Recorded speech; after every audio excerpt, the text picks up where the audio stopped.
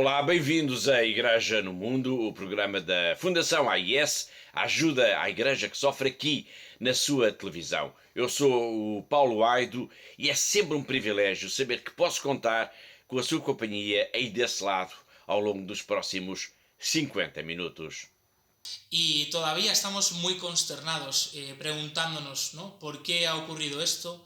¿Por qué este ataque además contra dos iglesias, dos lugares de oración, dos lugares donde se trata de transmitir la paz, se trata de transmitir el bien, el amor de Dios y también el acompañamiento a todas las personas, sean o no creyentes?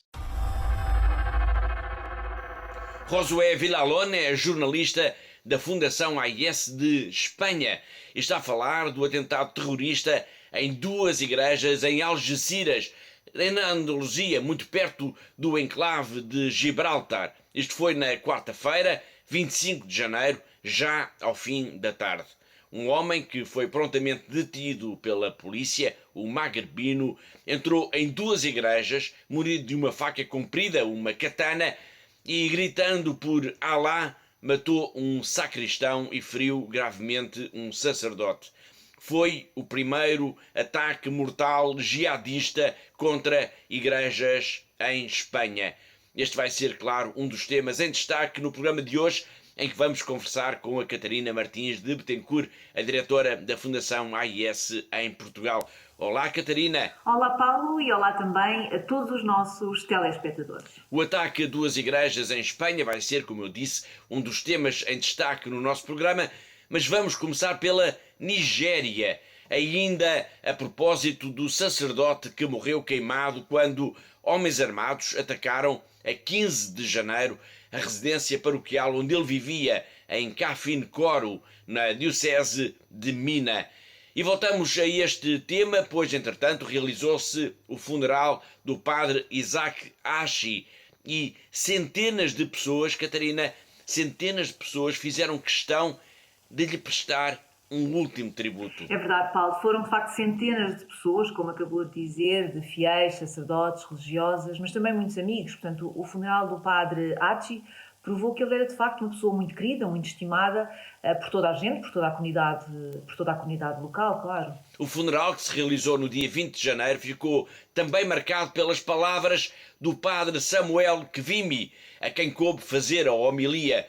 Foi uma oportunidade também para se denunciar o clima de enorme insegurança que se vive na Nigéria nos dias de hoje, clima de insegurança que atinge muito particularmente a comunidade cristã. Sem dúvida, Paulo. Portanto, a questão da insegurança na Nigéria e a memória da vida generosa do padre Isaac Achi foram os temas principais da homilia do padre Samuel Gwimi, cujo texto foi enviado para a Fundação AIS e que, de facto, merece uma leitura atenta. Deixo já aqui o desafio a quem nos está a ver para lerem, de facto, a notícia que a Fundação AIS publicou sobre esta homilia. O texto está disponível, como, aliás, todas as nossas notícias e informações em fundação-ais.pt. Dito isto, Catarina, vamos então debruçar-nos um pouco sobre o que foi dito nessa homilia, na missa fúnebre do padre Isaac Ashi.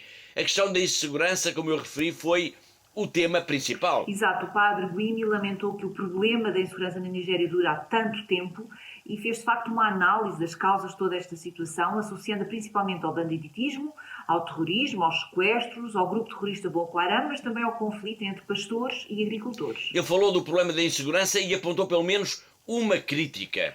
Sim, ele disse, expressando aliás a posição da Igreja Católica, que este problema da insegurança, que afeta milhões de nigerianos, se deve muito à incapacidade das autoridades. Portanto, ele disse que o governo, o exército, a polícia, têm de passar a ser proativos em vez de serem reativos. Só assim se conseguirá evitar que haja novos ataques de novos grupos armados, de terroristas, mas também para se acabar com esta epidemia de raptos que está a provocar uma insegurança muito grande em toda a população da Nigéria. Sim, aliás, importa lembrar que o padre Isaac Ashi morreu queimado na sequência de um ataque à casa onde vivia, mas tudo indica que os assaltantes pretendiam mesmo era raptá-lo, não o tendo conseguido fazer e, irritados com isso, deitaram fogo ao edifício, matando assim este sacerdote. Um sacerdote muito querido e amado. Sim, isso foi também lembrado no funeral, Paulo. Portanto, todos os que conheceram o padre Isaac Hatzi gostavam dele, respeitavam-no e admiravam-no.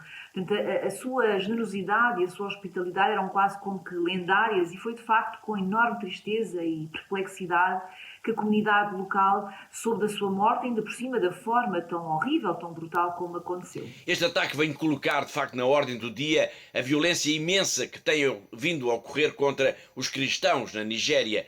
Na semana passada nós recordámos aqui o ataque também particularmente sangrento de domingo de Pentecostes de 2022 à igreja de São Francisco Xavier em Ovo, no estado de Ondo. Falámos deste episódio pois ele demonstra com toda a sua crueldade como os cristãos estão indefesos na Nigéria. Homens armados entraram aos tiros nesta igreja e morreram mais de 40 pessoas e mais de 60 ficaram feridas. Logo após o ataque, quando o balanço das vítimas parecia ser menos grave, pois houve feridos que acabaram por falecer, os nossos colegas da Deutsche Welle estiveram lá e escutaram os lamentos de 3 sobreviventes. 3 cristãos, um deles catequista, cujas vidas mudaram para sempre nesse domingo de junho do ano passado.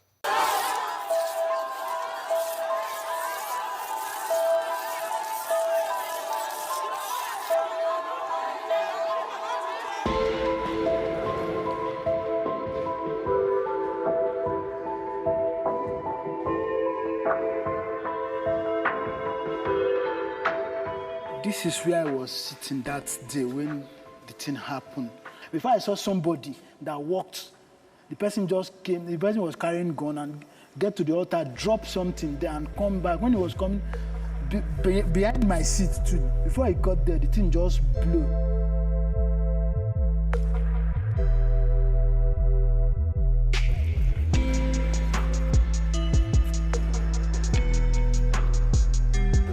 My wife, they killed my wife, just like that. When I reached there, I saw many cops and the other people there crying here and there. In fact, I was very confused.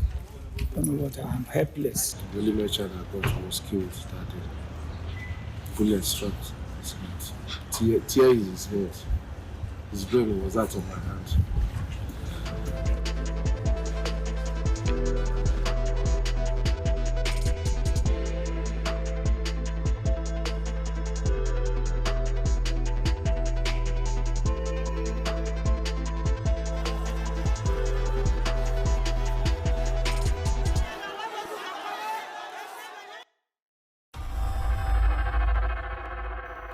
Este programa parece marcado pela violência jihadista, mas é apenas a sucessão de acontecimentos que nos está a levar a este alinhamento noticioso. Nós falámos do ataque na semana passada a 2 igrejas em Espanha, tema que vamos desenvolver lá mais para a frente. Lembramos o assassinato brutal de um sacerdote na Nigéria e agora vamos até Myanmar, onde, como vimos aqui na semana passada, foi destruída, completamente queimada por soldados, uma igreja centenária numa zona onde existe uma comunidade católica descendente de portugueses.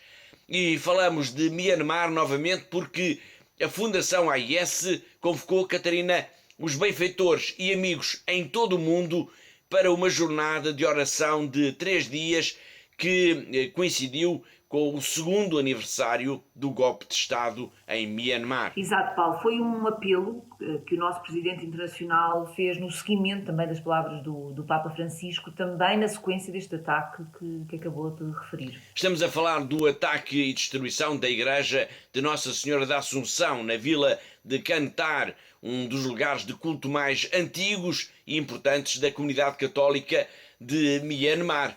Precisamente, e foi nesse sentido, portanto, unidos ao pedido do Santo Padre, que deste pedido de oração por Myanmar, que a Fundação AIS decidiu então convocar todos os seus amigos e benfeitores em todo o mundo para rezarem pela paz nos dias em que se assinalaram também o 2º ano do golpe de Estado, que trouxe tanto terror e tanto sofrimento a Myanmar.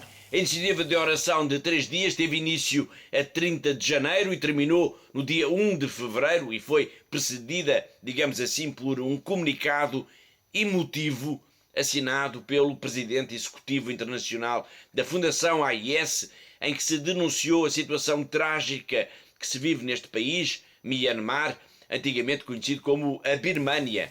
Bom, foi de facto foi um comunicado escrito com emoção, Paulo. Afinal, nós temos recebido ao longo destes 2 anos, desde que houve o golpe de Estado, inúmeras mensagens de cristãos que vivem em Myanmar e muitas dessas mensagens são verdadeiros pedidos de socorro e não podíamos ficar indiferentes nem silenciar sequer esses gritos de ajuda que nos chegam de Myanmar. Pelo contrário, nós temos de os revelar e temos de continuar a revelá-los ao mundo. Concretamente, Thomas Hein Geldern, que é o presidente executivo internacional da Fundação AIS, falou de que situações? Bom, ele referiu, Paulo, e algumas das áreas mais afetadas pela violência e pela repressão dos militares são as áreas que incluem os estados de Chin, Kaya e Karen, e também é importante dizer isto aqui aos nossos telespectadores, são as zonas que têm de facto uma considerável população cristã.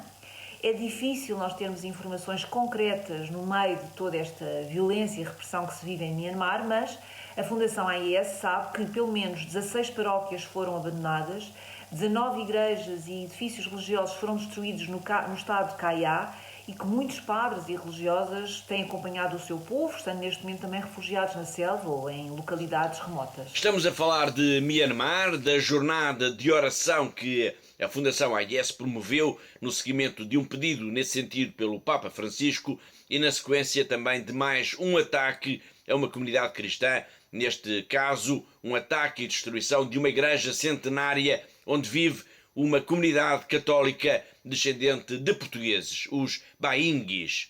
Il mio pensiero è con dolore, il mio pensiero va in particolare al Myanmar, dove è stata incendiata e distrutta la chiesa Nostra Signora dell'Assunzione nel villaggio di Chantar, uno dei luoghi di culto più antichi e importanti del paese. Sono vicino all'inerme popolazione civile che in molte città è sottoposta a dura prova.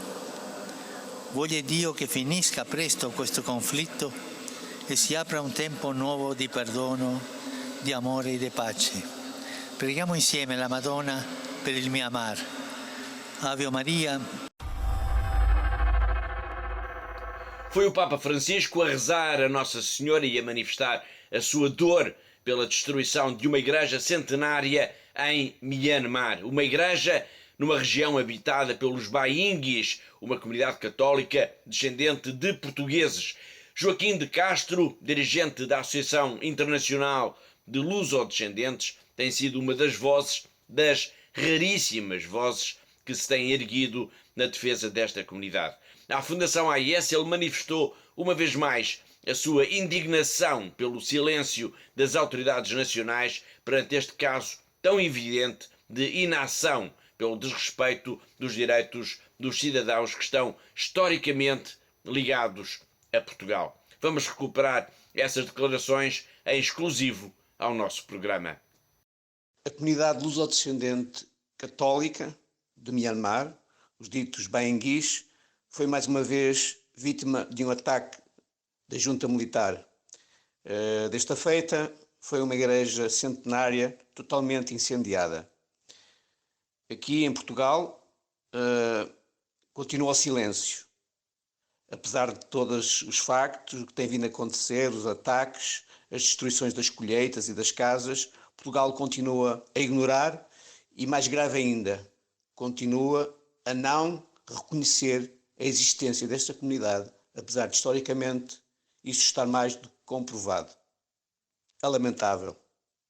Da parte da nossa associação, a AILD, vamos tentar voltar a levar o assunto ao Parlamento e divulgar isto o mais possível, a ver se consegue fazer algo para travar esta barbárie. Falta dizer que a maioria dos bainguis saíram das suas aldeias e estão numa situação de refugiados. Portanto, uma situação muito precária e estão a precisar da nossa ajuda. Iremos tentar iniciar também uma campanha para recolha de fundos. O problema é fazê-los lá chegar. Hoje já falámos de ataques, de violência, de mortes e perseguição aos cristãos. Este é, infelizmente, um pouco a realidade de tantas comunidades em tantos países do mundo. Mas há também histórias boas, positivas, de solidariedade e de amor que queremos também levar até si. É o caso das crianças da Amazónia, no Brasil, que vão passar a ter acesso, Catarina, à Bíblia na própria língua indígena. E tudo isto graças à Fundação AIS. É verdade, Paulo, e é de facto um gosto poder dar estas notícias também tão boas e tão positivas, que são de facto um sinal extraordinário de que o nosso trabalho chega mesmo às zonas mais longínquas, mais remotas, às comunidades mais esquecidas, como é o caso, por exemplo, desta que acabou de referir, dos povos indígenas da Amazónia brasileira. Desde dezembro que as crianças da comunidade Sateré Mavé da Amazónia podem ler as histórias da Bíblia na sua própria língua nativa, graças a uma nova edição da Fundação AIS. Ao todo, foram já distribuídos localmente 1000 exemplares do livro Bíblia da Criança na língua Sateré. Sim, esse povo indígena vive nas regiões de Andirá e Marau, portanto na Amazónia, e é composto por cerca de 30 comunidades. Felizmente houve uma grande recuperação demográfica nesta zona.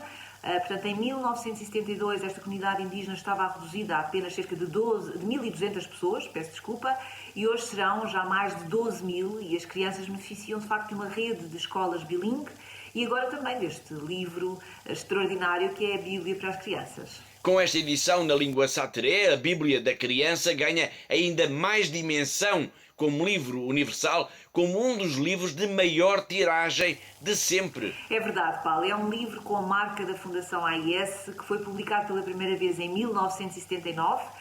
Foi já traduzido em 190 línguas e está impresso em mais de 50 milhões de exemplares impressos. E só no Brasil, Paulo, já foram impressos mais de 10 milhões de cópias. Estas Bíblias vão ser muito úteis a partir de agora a todos os padres, irmãs, catequistas que têm como missão, de facto, estar próximos, levar a boa nova aos povos indígenas da Amazónia. Rolison Afonso é ainda seminarista, mas ele já sonha com o dia em que vai ser missionário de corpo inteiro também nesta região brasileira.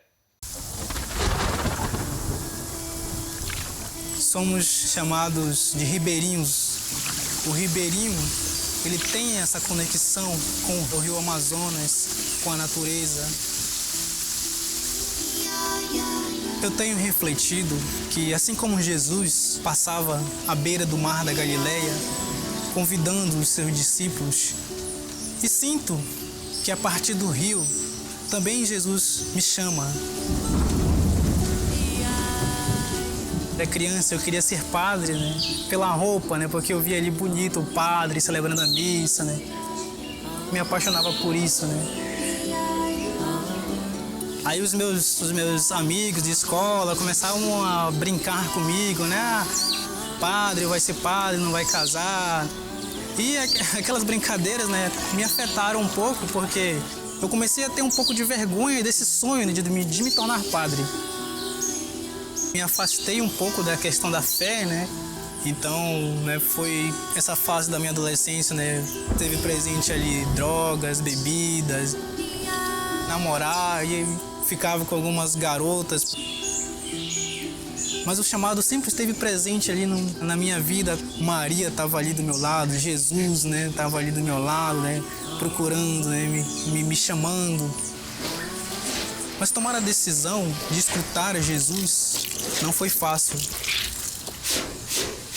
Deixei coisas para trás, tive que deixar trabalho, família, tudo por uma grande missão, tudo por um amor.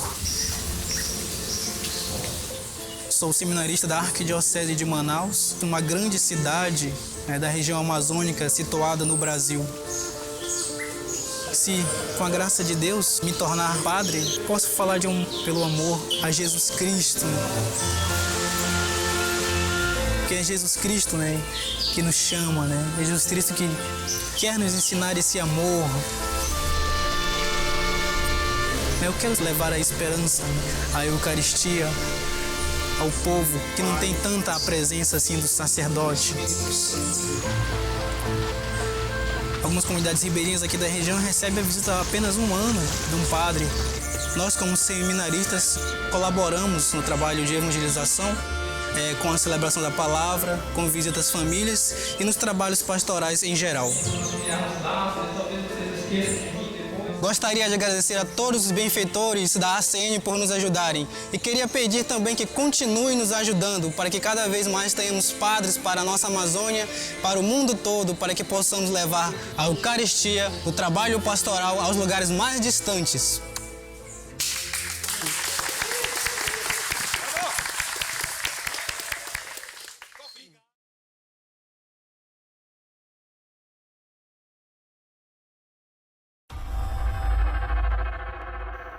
Ainda pelo continente americano, vamos agora até Cuba, pois a Igreja Católica assinalou no dia 21 de janeiro, ou melhor, começou a assinalar nesse dia 21 de janeiro, o 25º aniversário da visita de São João Paulo II.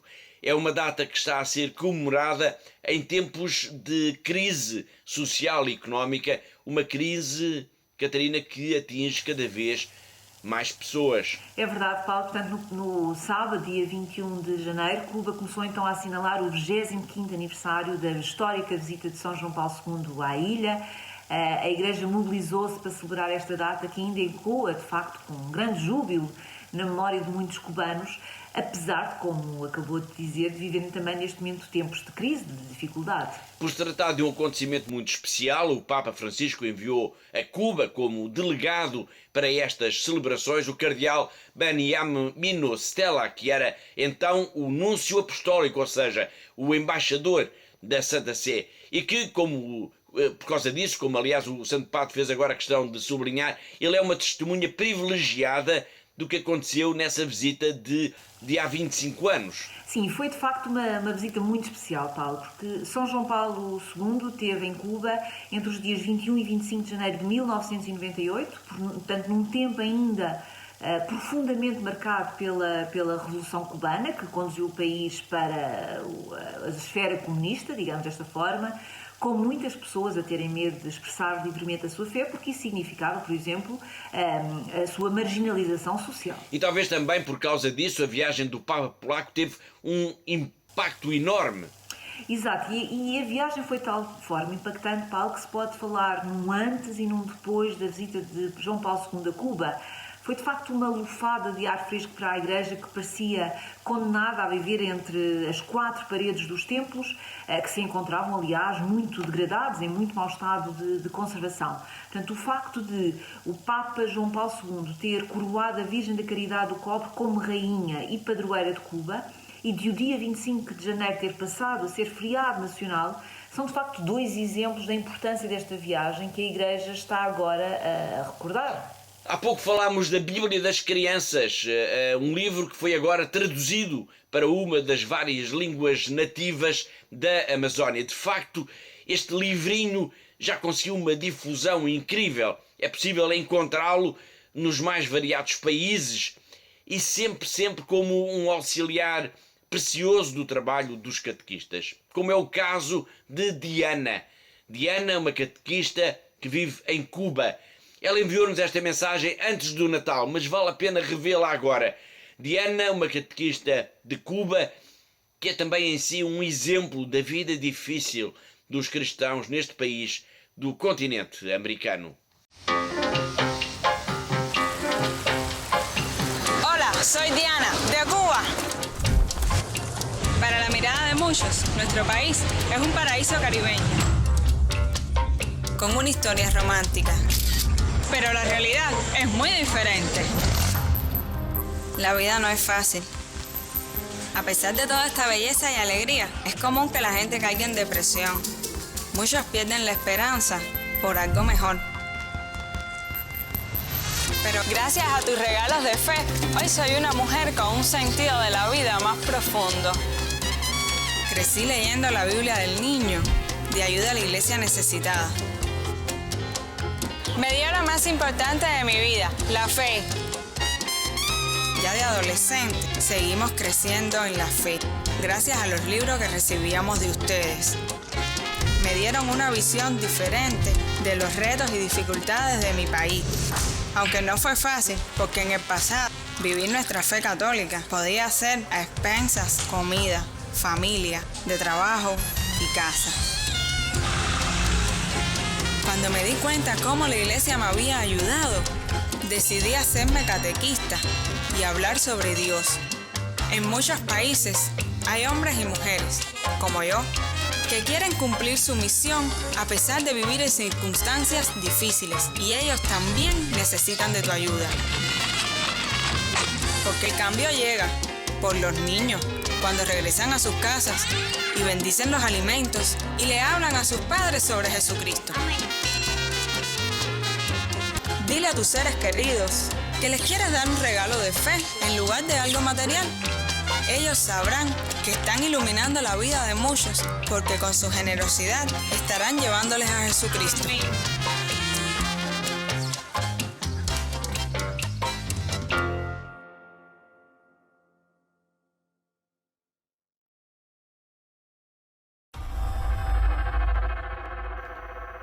E de Cuba, onde a Igreja Católica recorda a viagem transformadora que o Papa São João Paulo II fez à ilha há um quarto de século, vamos agora até à China, num grande salto no globo ao encontro do nosso correspondente em Macau, o jornalista José Miguel Encarnação. Todas as semanas ele traz-nos sempre um olhar único, especial e atento sobre a vida da Igreja nesta diocese também tão especial nesta zona do globo.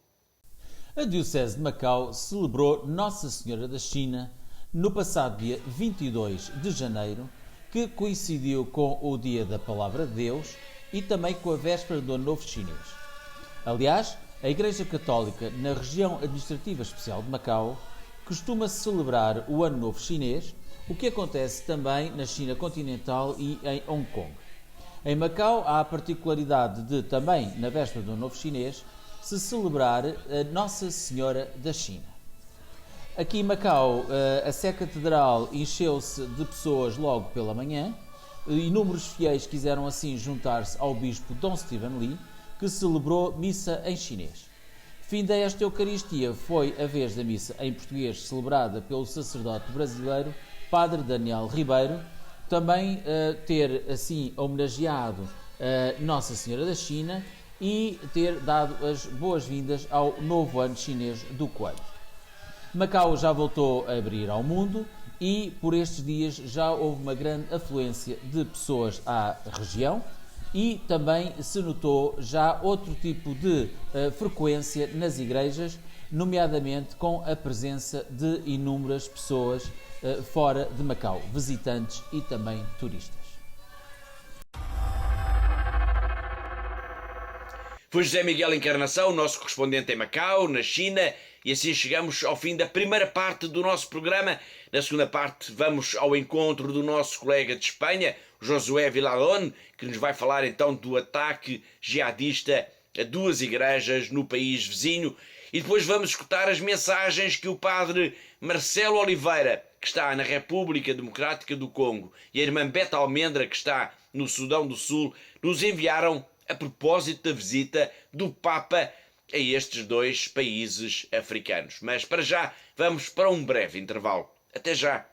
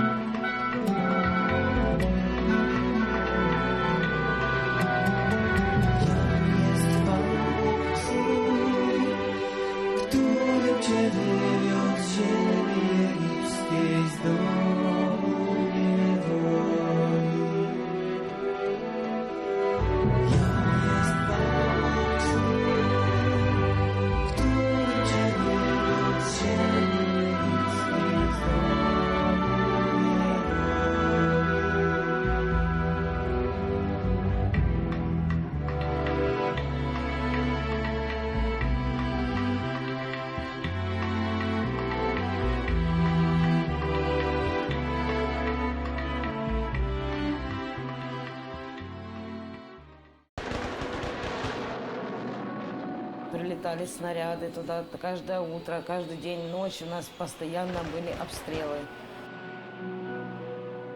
Словами это не передать, как мы жили 22 дня в подвале.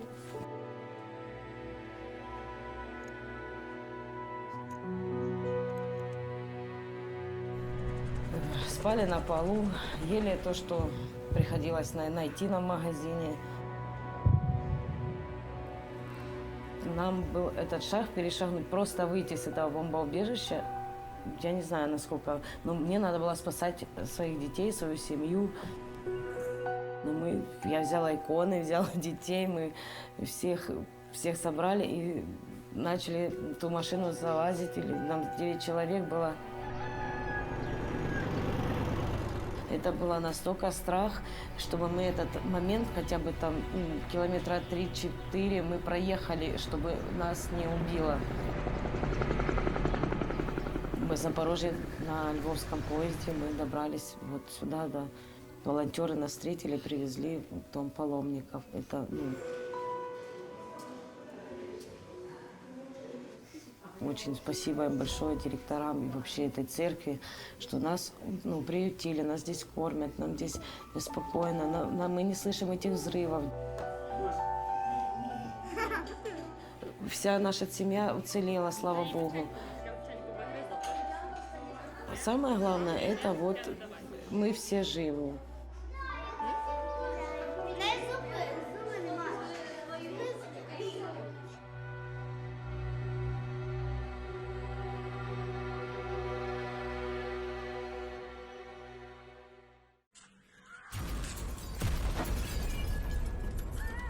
Перше, що були чути вибухи, почали до нас їхати перші біженці. Більшість матері з дітьми. Після початку війни сиділи вдома, спали в ванні. Коли стало небезпечно, ми виїхали з дітками сюди. Перших днів війни якось світ змінився в Україні, і ми всі змінилися.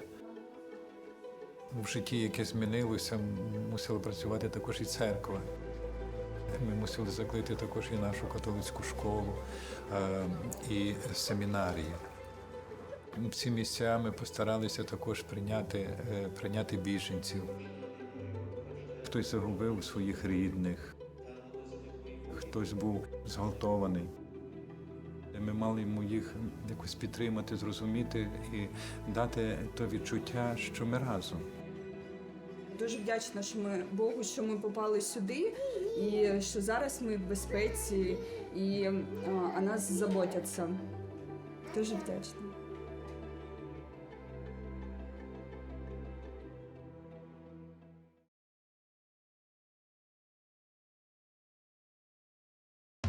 Aikona ulevi, Aikona Jezebel.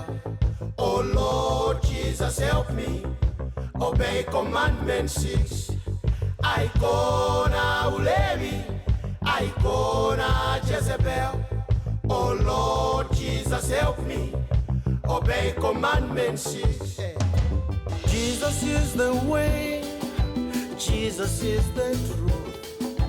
Jesus is life, the light in my path. Deliver me from evil, help me overcome. Oh Jesus, oh Jesus, oh Jesus, oh Jesus, yeah. Aikona ulevi, I can say Aikona Jezebel. Oh Lord Jesus, help me obey commandment 6. I can say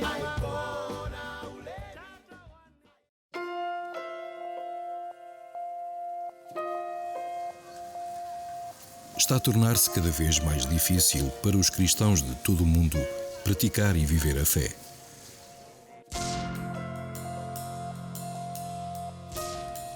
Em muitos lugares, os nossos irmãos e irmãs sofrem pelo seu amor a Cristo. A missão de ajuda à Igreja que sofre é construir uma ponte de amor que permita que a Igreja que sofre e é perseguida testemunhe a sua fé, inspirando aqueles que a ajudam. Tudo começou no Natal de 1947, quando um padre holandês de 34 anos, o padre Werenfried van Straten, tocado pela pobreza material e espiritual de 14 milhões de alemães deslocados depois da guerra, pediu aos católicos da Bélgica e da Holanda que ajudassem. O apelo deste mendigo de Deus deu origem a uma torrente de generosidade, provando que a reconciliação entre antigos inimigos era possível. Mais tarde, o sucesso deste apelo permitiu que ele se voltasse para as necessidades dos cristãos que sofriam dura perseguição por trás da cortina de ferro. Hoje, a Ajuda à Igreja que Sofre, ou AIS, é uma fundação pontifícia com alcance internacional em expansão. 23 secretariados nacionais em todo o mundo, apoiando mais de 5.000 projetos anualmente em mais de 145 países. Através destes projetos, a AIS apoia a Igreja no seu serviço de oração e de ação a centenas de milhões de pessoas, dando não somente uma resposta atempada às necessidades urgentes, mas também um sinal de solidariedade aos nossos irmãos e irmãs em Cristo. Hoje em dia é necessária muita desta ajuda no Médio Oriente, onde a presença cristã enfrenta uma ameaça existencial. A perseguição iniciada por grupos fundamentalistas provocou um êxodo sem precedentes. A AIS está empenhada em ajudar estes cristãos deslocados com respostas concretas à forte esperança e fé que mantêm no meio desta situação devastadora. Lá e por todo o mundo, a AIS apoia a construção e a reconstrução de igrejas, casas de Deus merecedoras da vida sacramental e onde as comunidades católicas se reúnem para prestar culto, rezar e serem fortalecidas na fé. Ao realizar este trabalho, é parte essencial da missão da AIS informar acerca deste sofrimento oculto dos católicos no mundo. A AIS elabora e distribui a nível internacional 2 publicações exaustivas: o Relatório da Liberdade Religiosa no Mundo, uma análise à ameaça à liberdade religiosa em 196 países, e o Relatório Perseguidos e Esquecidos, uma avaliação e classificação daqueles países onde os cristãos são perseguidos e oprimidos por causa da sua fé.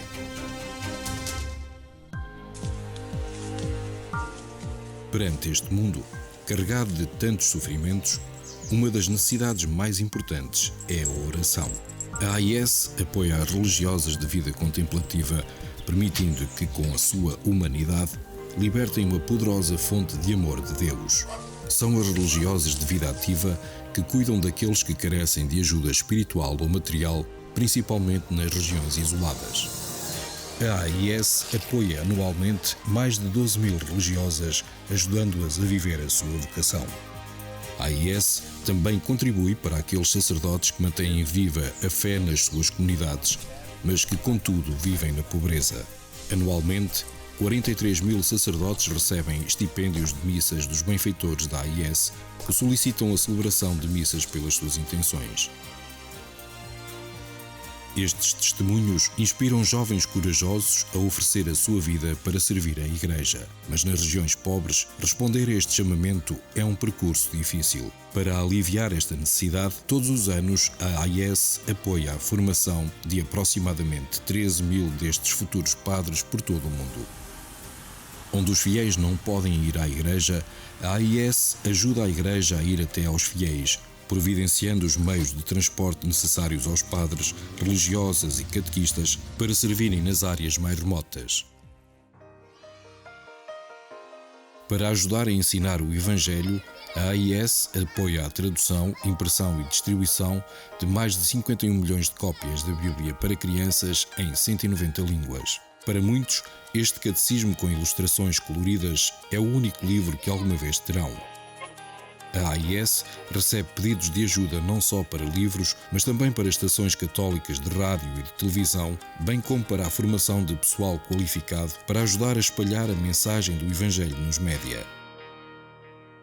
A cruz, o sinal da promessa de Deus, tem guiado o trabalho pastoral de ajuda à Igreja que sofre. A viga vertical une-nos ao amor de Deus e a viga horizontal estende este amor aos nossos irmãos e irmãs. É a cruz que também tem inspirado os benfeitores da AIS a ajudar aqueles que não conseguem levar as suas cruzes sozinhos. Eles estão a ser testados na fé. Nós estamos a ser testados no amor.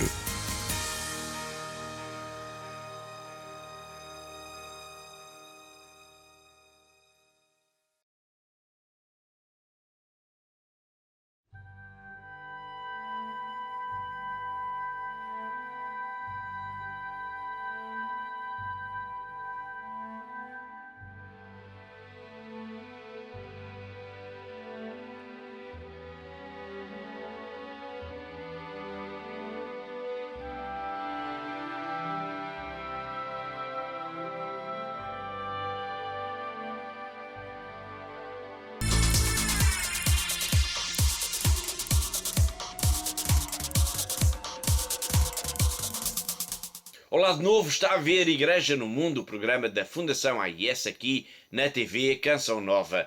Eu sou o Paulo Aido e comigo está a Catarina Martins de Betancourt, a diretora da Fundação AIS em Portugal. E vamos então até Espanha por causa do ataque terrorista de quarta-feira, dia 25 de janeiro, em duas igrejas em Algeciras, de que nos falou logo no arranque do programa o nosso colega Josué Villalón.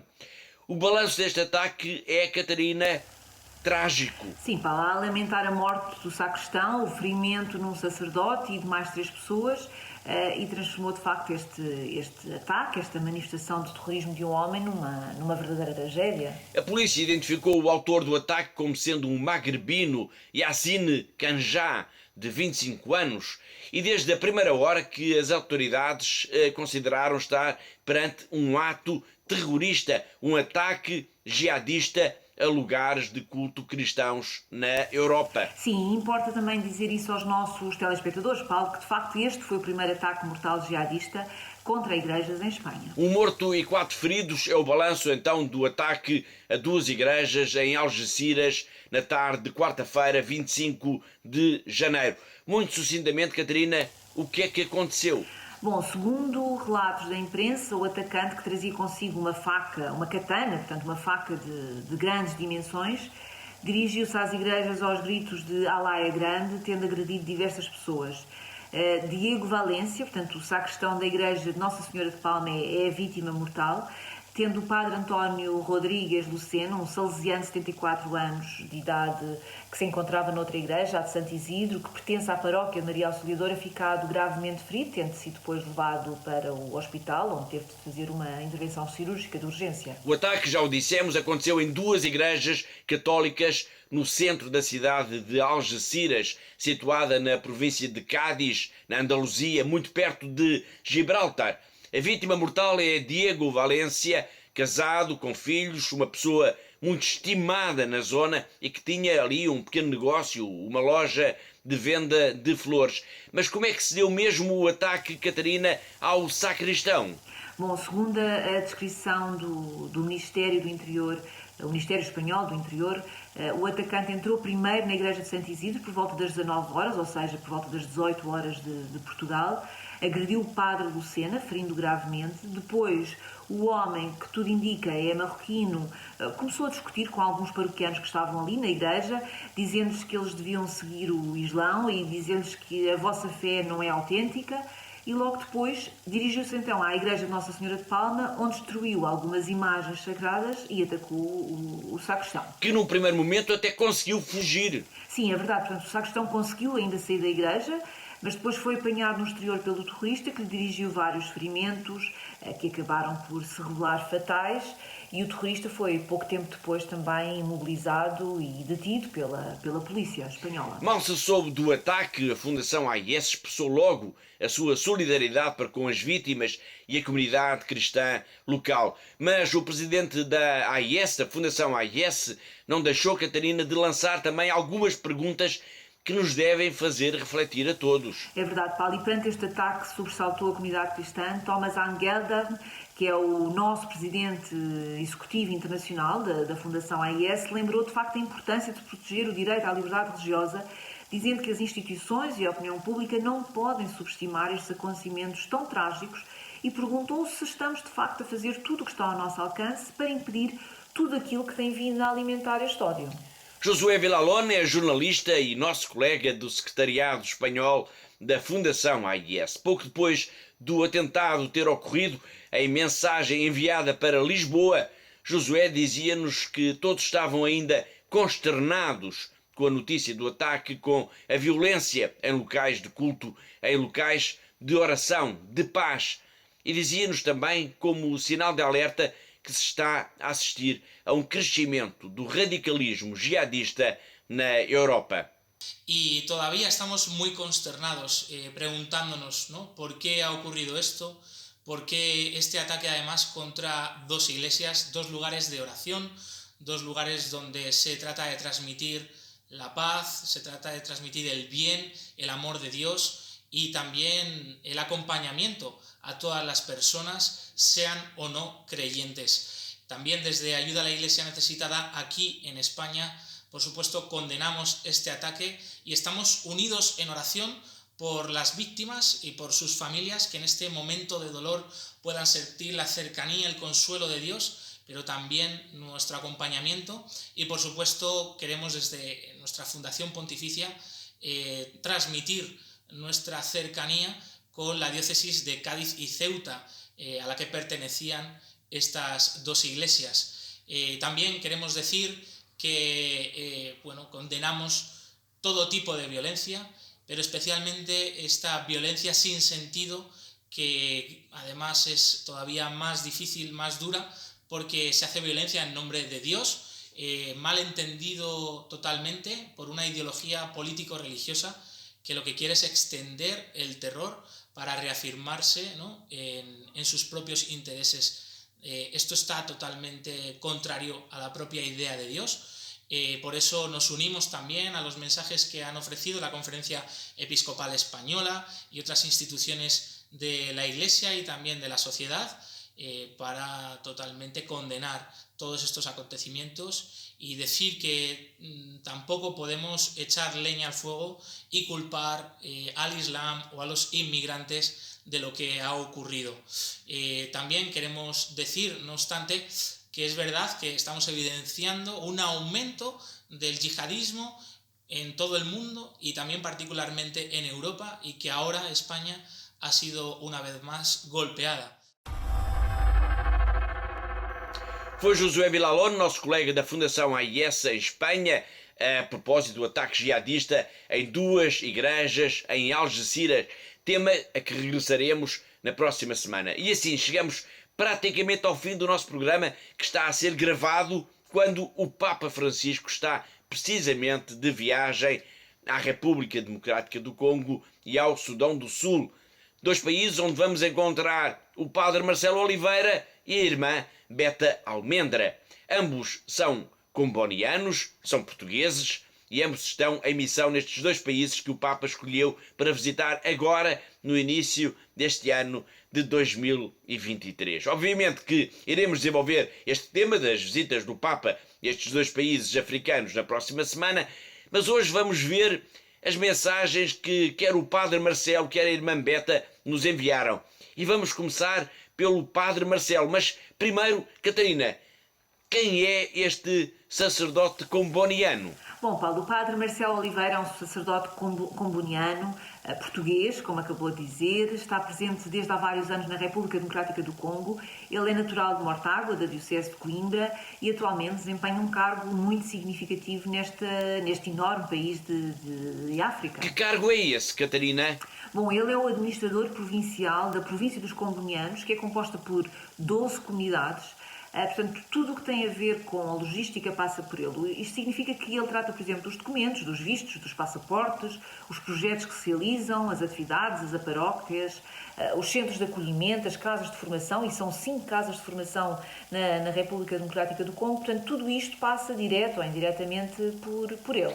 É extraordinário, de facto. Na mensagem que vamos escutar já de seguida, o Padre Marcelo respondeu uma pergunta que, aliás, fizemos também à irmã Beta Almendra, que está no Sudão do Sul. E a pergunta é muito simples. Se conseguir estar, nem que seja por breves instantes, com o Papa Francisco, o que é que lhe vai dizer? Vamos então conferir a resposta do Padre Marcelo Oliveira. No meio de uma imensa multidão de pessoas que é atendida para estar com o Papa, para acolher o Papa, para participar na celebração da Eucaristia, eventualmente no encontro com religiosos, será de certo muito difícil que eu possa chegar perto do Santo Padre. No entanto, se puder e se tiver a oportunidade de me aproximar dele, volto de novo a dizer o que disse em entrevistas passadas, apenas lhe diria obrigado. Obrigado, Santo Padre, porque veio para estar connosco, para nos reconfortar, para ver com os seus próprios olhos, tocar das suas próprias mãos e caminhar com os seus próprios pés sobre esta terra, sobre este país tão sofredor. A única palavra que lhe diria seria essa. Obrigado, Santo Padre, pela sua visita, pela sua palavra, pelo seu encorajamento, porque se quis fazer próximo de cada um de nós e vir até nós. Foi o Padre Marcelo Oliveira e a expectativa de um possível encontro com o Papa Francisco. Na próxima semana vamos ver se ele conseguiu ou não estar mesmo com o Santo Padre. A mesma pergunta foi colocada à irmã Elizabeth Almendra, mais conhecida como a irmã Beta. Se ela chegar a estar com o Papa, o que lhe dirá? Para já, e antes de a escutarmos, vamos também, Catarina, saber um pouco quem é esta religiosa portuguesa. Bom, Paulo, esta irmã simpática tem 53 anos, é natural da Ericeira, portanto do Patriarcado de Lisboa, e a sua vocação religiosa já a levou à Itália, onde fez a parte do noviciado, ao Porto, onde fez também uma parte da sua formação, depois ao Quênia, um país africano onde esteve como primeira grande missão e onde permaneceu durante 6 anos, antes de regressar a Portugal. Mais tarde, e quando julgava que ia regressar ao Quênia, foi então enviada para o Sudão do Sul, onde está agora, em Vau, numa missão muito ligada à formação de crianças e jovens, especialmente de raparigas. Obrigado, Catarina. Vamos então espreitar a mensagem da irmã Beta. Quando nos enviou esta mensagem, ela estava já de malas aviadas para ir ao encontro do Papa Francisco. E a pergunta lá está. Se estiver com o Santo Padre, o que lhe dirá? Vamos escutar Beta Almendra. Olá, estamos já quase a pôr-nos a caminho para Juba, muito concretamente e fisicamente. É com muita alegria que nos estamos para receber o Papa, que nos estamos a preparar. Estamos na Estação Seca e é uma boa oportunidade de viajar por terra. Vamos em convoio, em grupo. Esperamos que em 2 dias que se consiga chegar a Juba. Estamos preparados. Ainda as pessoas estão todas muito atentas às notícias, com expectativas, com muita alegria e com muita esperança. Os que vão querem participar, querem encontrar o Papa, querem rezar com os outros cristãos e os que ficam querem seguir através da rádio, através da televisão, se conseguirem, querem seguir estes dias tão importantes para o Sudão do Sul.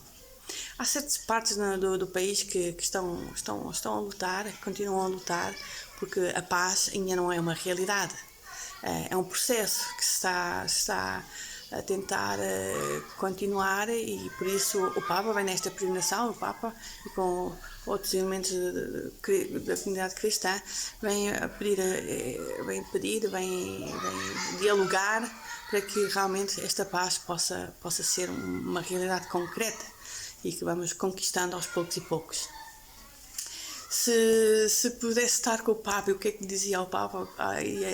Que realmente a primeira coisa que posso dizer é obrigada. Obrigada por ter vindo, obrigada por vir ao Sudão do Sul, visitar esta gente, rezar, estar connosco, dar-nos realmente esperança em nome de toda a Igreja e do mundo. Estamos unidos, estamos todos juntos e isto é o nosso ser, uma igreja em sinodalidade, que caminha junta, que quer caminhar junta e que ajuda uns aos outros a conseguir estes objetivos.